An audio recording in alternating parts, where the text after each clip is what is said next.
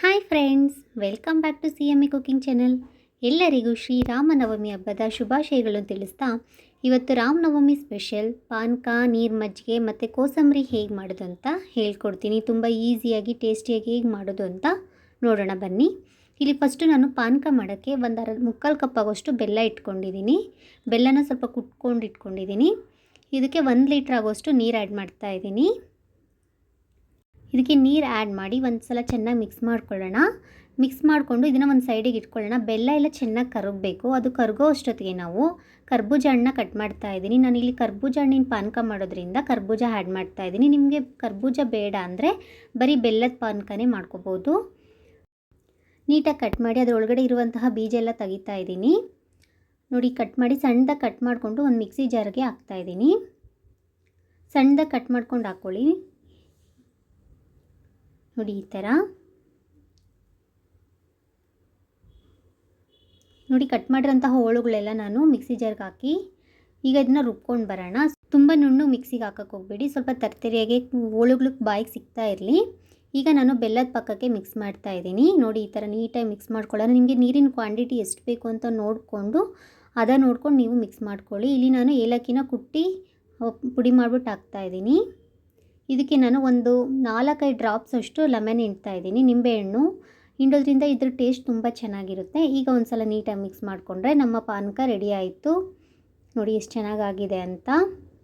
ನೀಟಾಗೆಲ್ಲ ಒಂದು ಸಲ ಮಿಕ್ಸ್ ಮಾಡಿಕೊಂಡ್ರೆ ಪಾನಕ ರೆಡಿ ಆಯಿತು. ಈಗ ನಾನು ಕೋಸಂಬರಿಗೆ 1 ಕಪ್ ಆಗೋಷ್ಟು ಹೆಸರುಬೇಳೆ ತೊಗೊಂಡು ನೆನೆಸಿಟ್ಕೊಂಡಿದ್ದೆ. 1 ಅವರ್ ನೆನೆಸಿಟ್ಕೊಂಡ್ರೆ ಸಾಕಾಗುತ್ತೆ. ಚೆನ್ನಾಗಿ ಒಂದು 2-3 ಸಲ ತೊಳೆದು ನೀರನ್ನ ಬಸಿಬೇಕು.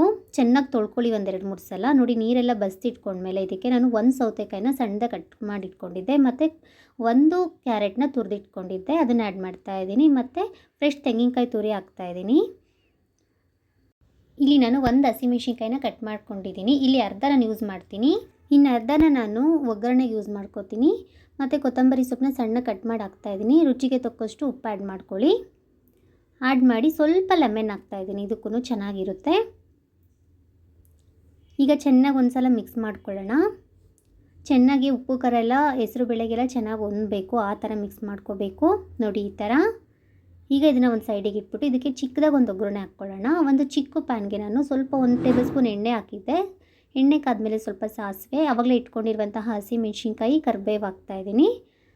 ಅದು ಸ್ವಲ್ಪ ಫ್ರೈ ಆದಮೇಲೆ ಗ್ಯಾಸ್ ಆಫ್ ಮಾಡಿ ನಾವು ಆವಾಗಲೇ ಮಾಡಿಟ್ಕೊಂಡಿರುವಂತಹ ಹೆಸರು ಬೇಳೆಗೆ ಹಾಕಿ ಚೆನ್ನಾಗಿ ಒಂದು ಸಲ ಮಿಕ್ಸ್ ಮಾಡಿಕೊಂಡ್ರೆ ಹೆಸರು ಬೇಳೆ ಕೋಸಂಬರಿ ರೆಡಿ ಆಯಿತು. ಬನ್ನಿ ಈಗ ಮಜ್ಜಿಗೆ ಹೇಗೆ ಮಾಡೋದು ಅಂತ ನೋಡ್ಕೊಂಬರೋಣ. ಇಲ್ಲಿ ನಾನು 1 ಕಪ್ ಆಗೋಷ್ಟು ಗಟ್ಟಿ ಮೊಸರು ತೊಗೊಂಡಿದ್ದೀನಿ.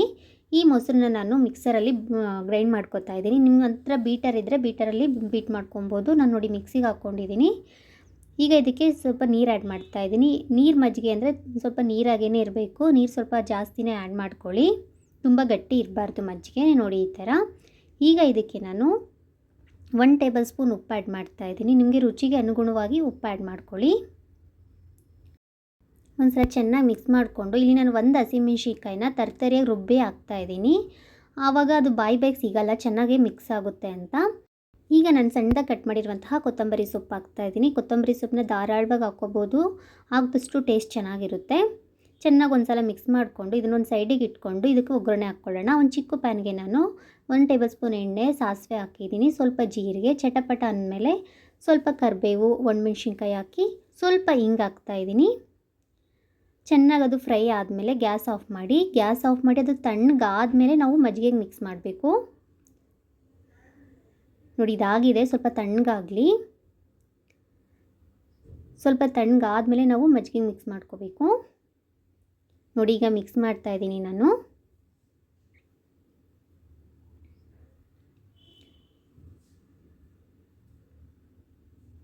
ಚೆನ್ನಾಗಿ ಒಂದು ಸಲ ಮಿಕ್ಸ್ ಮಾಡ್ಕೊಳ್ಳೋಣ. ಈ ಥರ ನೋಡಿ, ಮಜ್ಜಿಗೆನೂ ರೆಡಿಯಾಗಿದೆ. ಚೆನ್ನಾಗಿ ಒಂದು ಸತಿ ಮಿಕ್ಸ್ ಮಾಡಿಕೊಂಡ್ರೆ ಮಜ್ಜಿಗೆ, ಪಾನಕ, ಕೋಸಂಬರಿ ಎಲ್ಲ ರೆಡಿ ಆಯಿತು. ಬನ್ನಿ ಈಗ ಸರ್ವ್ ಮಾಡ್ಕೊಳ್ಳೋಣ. ರಾಮನವಮಿ ಪ್ರಯುಕ್ತ ನಾನಿವತ್ತು ನೀರು ಮಜ್ಜಿಗೆ, ಪಾನಕ, ಕೋಸಂಬರಿ ಮಾಡಿದ್ದೀನಿ. ನಿಮಗೂ ಈ ರೆಸಿಪಿ ಇಷ್ಟ ಆಗುತ್ತೆ ಅಂತ ಅಂದ್ಕೊಂಡಿದ್ದೀನಿ. ನೀವು ನಿಮ್ಮ ಮನೇಲಿ ಈ ರೆಸಿಪಿನ ಟ್ರೈ ಮಾಡಿ ಹೇಗೆ ಬಂತು ಅಂತ ದಯವಿಟ್ಟು ಕಾಮೆಂಟ್ ಮಾಡೋದಂತೂ ಮರಿಬೇಡಿ. ನಿಮ್ಮ ಸಪೋರ್ಟ್ ಯಾವಾಗಲೂ ಹೀಗೆ ಇರಲಿ ಅಂತ ಕೇಳ್ಕೊತಾ, ಈ ರೆಸಿಪಿ ನಿಮ್ಗೆ ಇಷ್ಟ ಆದರೆ ಪ್ಲೀಸ್ ಸಬ್ಸ್ಕ್ರೈಬ್ ಮಾಡಿ, ಶೇರ್ ಮಾಡಿ. Thank you friends. Thank you for watching.